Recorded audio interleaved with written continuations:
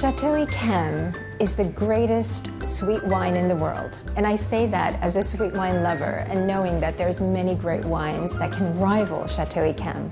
But its reputation was sealed already in 1855 when it was rated as a premier Grand Cru Classé and one of the few wines, white wines as well as sweet wines, that was given this recognition at that time. And since then, it's established its reputation as being incredibly long-lived. Yquem can have aromas of honeysuckle, peach blossom, maybe even orange peel, and very sweet, unctuous palate. As it evolves and ages, you see it browning, turning a little bit orange, and showing more dried caramel toffee notes. But even after 70 years of age, a 1945 Chateau Yquem is still an incomparable drink, and its lingering finish on the palate.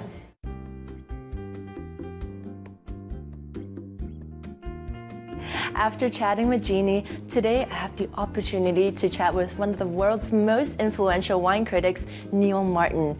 As a wine student, it is such an honor, and I'm so excited to meet him.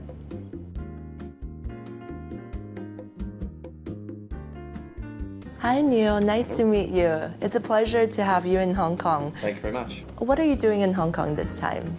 I'm over here with two other reviewers from the Wine Advocate, and we're doing a series of events called Matter of Taste, which is kind of bringing what we consider the great wines of the world to the kind of wine lovers of Hong Kong. So can you tell us, how did you get into the profession of wine critiquing? One day I was sitting in an office in London, didn't know what I wanted to do with my life.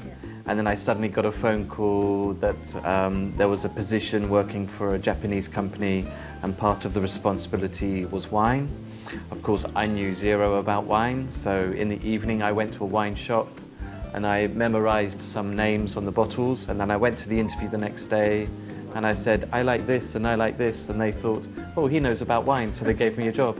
And that's how I started in wine. So with the development of social media, you know, everyone has an opinion and everyone's kind of critiquing on wines. So how do you see the future of wine critiquing? That everybody can have an opinion, and that's what social media has done. Like, you can taste this wine here and you can tell me what you think about it. If you hate it, I can't say to you, oh, you can't hate that wine, because you hate it. That's the way it is. Yeah. But critiquing is different. Critiquing means that there has to be a knowledge and an expertise. So maybe I know this producer very well, and I could explain why I think it's a really good wine, and that's critiquing. So I think there's a sort of difference in social media where everyone can have an opinion, and as a professional, I respect that opinion, whatever your expertise, even if it's your first wine.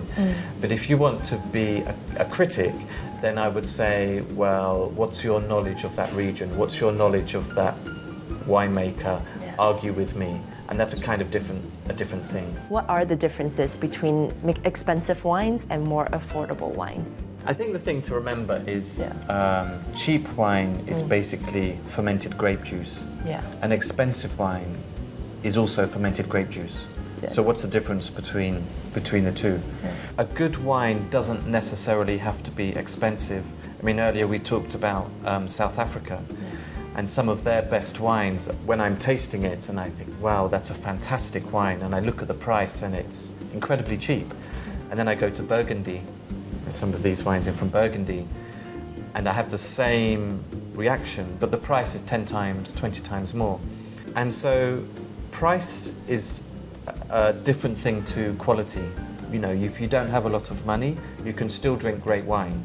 You have to just be a little bit more selective where you go. Yeah. So when you buy the bottle, say to the person, why is this expensive? Who is the winemaker?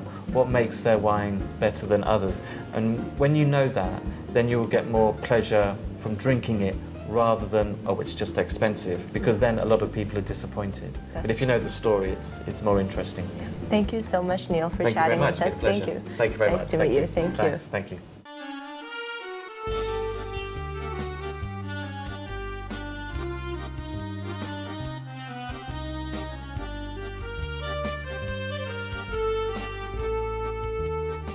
Gentlemen, this is a very serious tasting.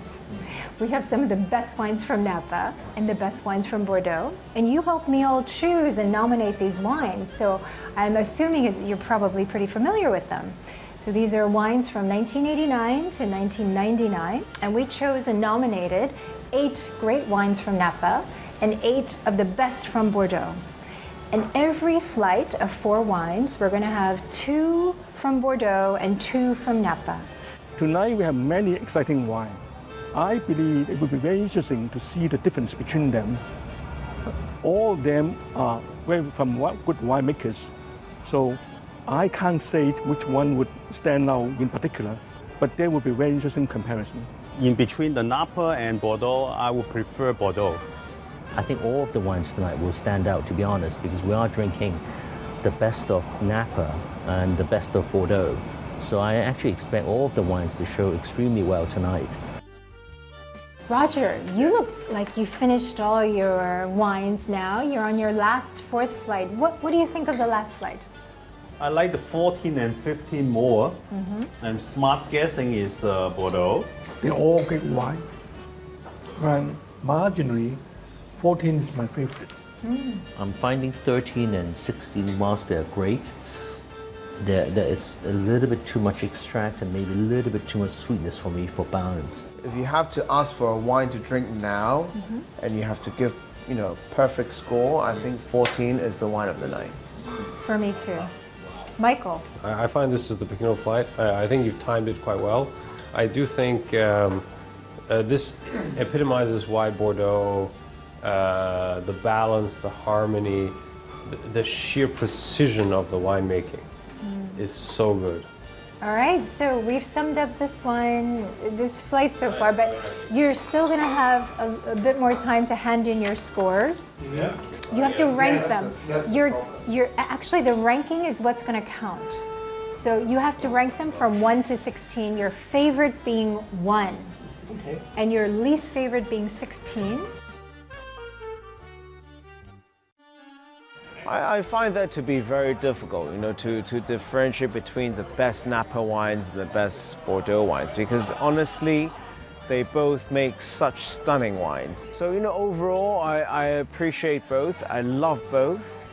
And it's just down to, the food that I take, the occasions, and also the company that I have. I think the climatic conditions are so vastly different. Napa is such a warmer, riper area. Also the vines, the average age are much younger, so I would think that the styles are quite different. And we should be able to identify that pretty easy today. Conclusion of what was the favorite #1 wine of tonight out of 16 top rated Napa and Bordeaux was 1989 Haut-Brion. And #2 was La Mission Haut-Brion 1990. And #3 was Lafite 1996. Wow! And it was tied in 3rd place with Petrus 1990. Everyone's least favorite was Mouton 1996. Are you surprised by these results, Kevin? All the California wines did perform for me a very nice job. They're all very good wines, but it's just in the context of perhaps against the competition of the greatest Bordeaux wines. I just think perhaps it was a little bit too tough a challenge. I think in terms of picking Napa versus Bordeaux, the only flight that threw me off was the first flight. Congratulations, so you got almost all of them right. I guess I can be mean and talk about some of the provenance or the condition of the bottles, but overall I must say Bordeaux has performed extremely well in this tasting. I mean, I have a soft spot for Napa. Roger, were you surprised by anything? The Bryan family is very good. For today, it's to me, it's the best Napa today. For some Napa wine, they may be more impressive in terms of weight and power. Our palate here in Asia is not toward anything really heavy and very big and so sweet and alcoholic. So we do see in the tray that the trend is moving toward a slightly more elegant style. To one person who's going to be very happy after the conclusion of this evening, which is Prince Robert de Luxembourg, who had 2 of his wines at the very top 5, the 89 Aubryon and the 1990 La Mission. Oh, cheers. Cheers.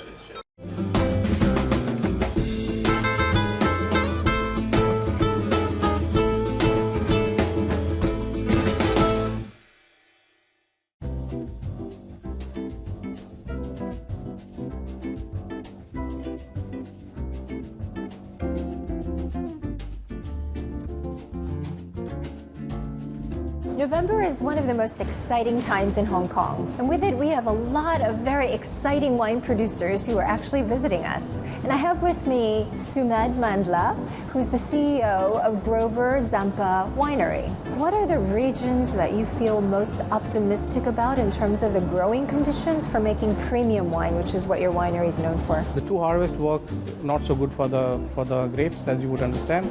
So what we do is we do double work in the vineyards. We do pruning twice in a year, and so that we can get 1 crop and with good complexity and good quality of grape. What do you think of the future of wines in India, the domestic market? So we are looking at a consistent growth of 20 to 25% year on year, and we have big potential in the Indian market itself, because wine is only 1 tablespoon per capita consumption in India. Right, so moment it reaches 1 liter, I think we need to make a lot more wine. But our progress has been slow because the nature of segment, we need to prepare our plan at least 4 years in advance to grow our vineyards. We don't believe in just any grapes or any wine. We always believe in quality. So for us, that process is it begins at least 4 years in advance. So that of course makes it slow for us. But I think in the domestic Indian market, 20-25% growth is very, very realistic. I'm here with Maurice Larocque, who's the marketing advisor to Hatton Wines, and you're located in, of all places, in Bali. How do you get the cooler conditions to get the acidity in the wine, for example? The vines don't necessarily need the cooler conditions. They need good underground water. We have vines that are probably a bit tougher. We have grapes that have a thicker skin and looser bunches. So there's a breeze that can go between the grapes and it keeps the fungi down. We have 3 varieties on the island. One is the Alphonse Lavallée, the French table grape I just mentioned. Second one, with which we make this wine here, which is a Muscat. And the third one is even less identified. It's called Probolinggo Biru, which is the name of the village, actually. Probolinggo is the name of the village in Java where the research center for grapes was located. So the domestic market in Indonesia, what's the situation now? Is it growing? It's still growing because there's a lot of people who are drinking moderately. I'm not saying from a religion or another one, but there's a lot of Chinese Indonesian people who are not Muslim. Of course, we have 2 very different markets. We have the tourist market, so guests who are coming to spend their holidays from Europe or from Asia to Bali. But there's also what we call the local market, if you want. What we bring to them is a wine because it's not imported, therefore it's more affordable, and they can try it more easily. If a bottle which would be $10, $12 in Australia becomes $50 all of a sudden in Indonesia because of import duties and handling, etc. It's hard to be able to try a lot of wines.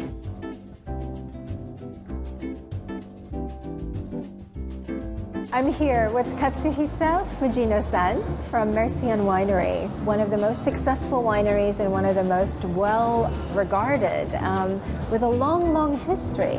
So Fujino-san, tell us a little bit about how Mercian started in the wine business. Our company is a very old private winery. The foundation in the epoch in Meiji epoch. So the roots of our winery is Dainihon Yamanashi Budoshu Gaisha. So it was founded in 1877. Wow, a long time. So we have almost 140 years of experience of winemaking.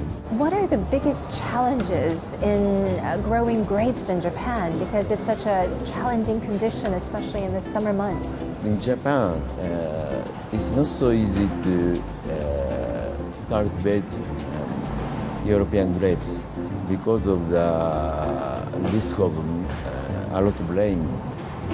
Japanese Alps has about 2,000 to 3,000 meters. So especially west side, it's possible to get good weather if there is a much rain at the side of east side of Japanese Alps. So, and also the altitude is not high. This region has a lot of elegance and also the good color and good maturity of grapes. I think the idea of having Koshu as your key grape variety fits your image very well because it's always elegant.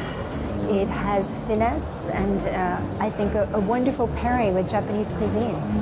So thank you, Fujino-san. Thank you for your time today. Thank you. Work in the world because my work is to explore and do some research before I take off to France, take off to Paris and Burgundy. And today I have a little special wine glass, and apparently with this wine glass I can drink from